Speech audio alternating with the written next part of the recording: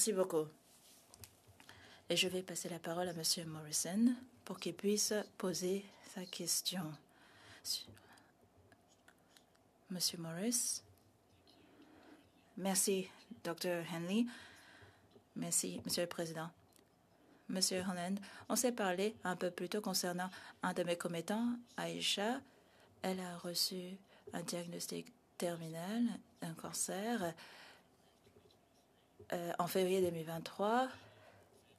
Elle et sa famille et des donateurs ont créé une campagne GoFundMe pour lever des fonds pour un médicament qui n'est pas recommandé par l'Agence canadienne des médicaments. C'est un médicament qui coûte 15 000 $ par mois. Et malheureusement, Niue, la fille qui avait ce diagnostic, est décédée il y a quelques mois.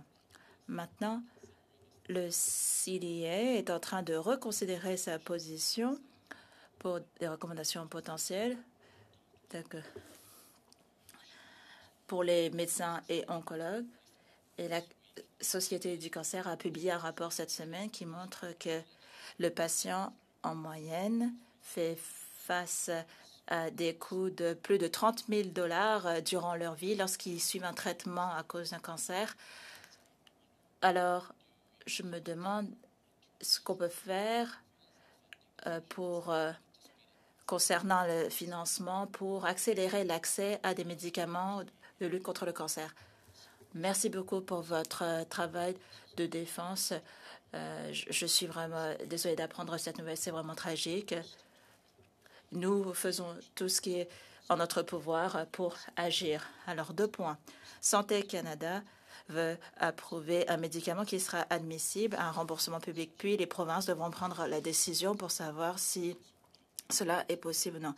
Donc, Santé Canada approuve et puis c'est la province qui décide du remboursement.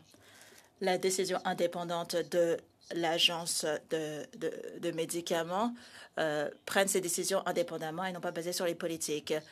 Mais nous, on a approuvé les médicaments où les médicaments sont vraiment essentiels. On a signé un accord avec l'Alberta. C'est un engagement collectif pour élargir notre action contre ces maladies. Parce que prenez le cancer, il y a des coûts et d'ailleurs, il faut qu'on améliore notre travail en la matière. Mais dans ce pays, c'est quand même incroyable. Quand vous allez dans l'aile de cancer dans un hôpital, il y a 30 ans, je parlais au médecin. Elle me disait, ce médecin, le taux de survie était de 30 %. Maintenant, ce taux est passé à 90 %. Et quand je parle aux patients, d'ailleurs, j'ai parlé à un patient qui m'a raconté son expérience où il connaissait une famille américaine qui a tout perdu à cause d'un diagnostic de cancer. Mais ce n'est pas le cas ici au Canada. Oui, c'est toujours cher et il faut qu'on améliore les choses. Mais nous reconnaissons l'urgence des effets dévastateurs de cette maladie. Parce que déjà, le diagnostic, c'est une mauvaise nouvelle. Et après, vous demandez comment vous allez payer votre traitement. C'est vraiment injuste. Et pourquoi il faut agir vite. Merci, monsieur.